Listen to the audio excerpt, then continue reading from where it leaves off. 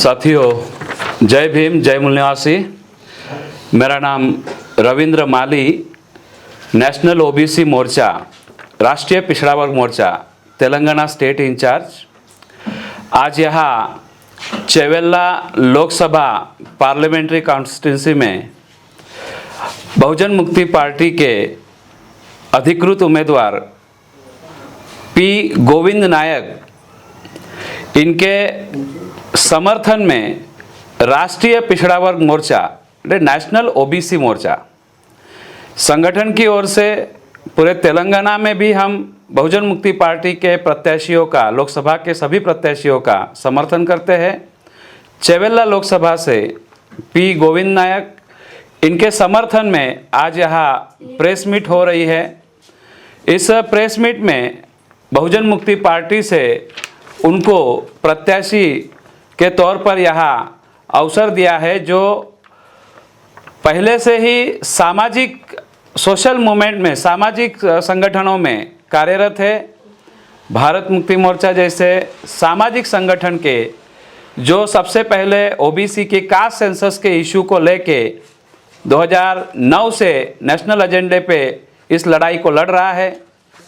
निरंतर इस इशू को नेशनल एजेंडे पे लाने में इस भारत मुक्ति मोर्चा संगठन से गोविंद नायक सक्रिय कार्यरत रहे और आज वही समाज के एससी एसटी ओबीसी के सभी सामाजिक मुद्दों को, चाहे एनआरसी का इश्यू हो, सीएए का इश्यू हो, यूनिफॉर्म सिविल कोड का इश्यू हो, सभी ट्राइबल्स के इश्यू हो, माइनॉरिटीज़ के इश्यू हो, सभी प्रकार के इश्यूज़ को लेके स्टूडेंट्स, यूथ के, विद्यार्थियों के, हर प्रकार के, किसानों के, जब किसानों के खिलाफ एमएसपी का कानून नहीं बना रही है केंद्र की सरकार, किसान आंदोलन में भी काफ़ी सक्रिय रहे।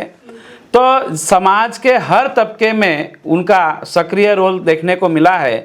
तो बहुजन मुक्ति पार्टी ने जब उनको टिकट दिया तो राष्ट्रीय पिछड़ा वर्ग मोर्चा भी इस बात को लेकर के कि पूरे तेलंगाना में हमारे खास करके ओबीसी, जो अन्य पिछड़ा वर्ग जो आज देश की 52% 52.5% से भी ज़्यादा आबादी है, लेकिन यह दुर्भाग्य है कि ओबीसी का कोई भी अकाउंट इंडिपेंडेंटली नहीं है। देश का प्रधानमंत्री ओबीसी है, लेकिन ओबीसी का सेंसस नहीं करना चाहता। आज़ाद भारत में 75 साल में ओबीसी का कोई भी अकाउंट नहीं है। ओबीसी का अकाउंट 3% जो लोग हैं, अल्पसंख्यक लोग, उनके नाम पे कास्ट हिंदू के अकाउंट में जमा है। तो कास्ट हिंदू के नाम पर कॉन्स्टिट्यूशन में किसी को प्रतिनिधित्व नहीं है, रिजर्वेशन नहीं है। ओबीसी के अपनी आइडेंटिफाई कॉन्स्टिट्यूशन ने, बाबा साहब अम्बेडकर ने 340 आर्टिकल के तहत दी, लेकिन आज भी 2021 की सेंसस होने वाली थी।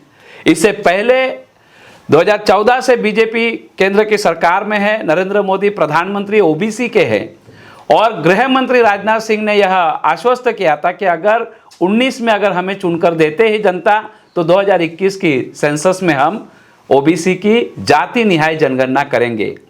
लेकिन जैसे ही सरकार बनी 2019 की, दूसरी बार सेकंड टर्म में नरेंद्र मोदी प्रधानमंत्री बने, उन्होंने गृह मंत्री पद से राजनाथ सिंह को हटा दिया और अमित शाह गृह मंत्री बने, क्योंकि सेंसस का जो काम है वो होम मिनिस्ट्री के अकॉर्डिंग आता है, उनके अंडर आता है, उनकी ऑथेंटिक जिम्मेवारी है वो। लेकिन आज अमित शाह इसके ऊपर बोल नहीं रहा है।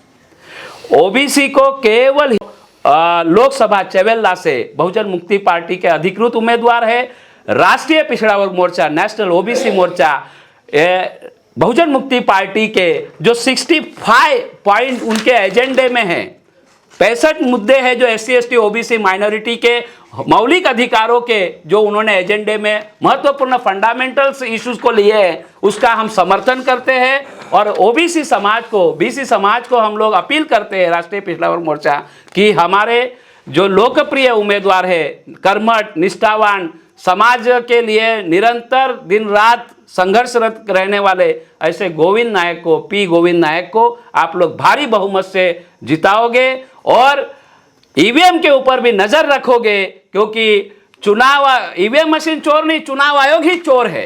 तो इसलिए जनता को जागृत रहना पड़ेगा और हमें ये लड़ाई आर पार की लड़नी पड़ेगी, क्योंकि हमारे वोट के वैल्यू को हमें बचाना होगा। धन्यवाद। जय भीम, जय मूल निवासी।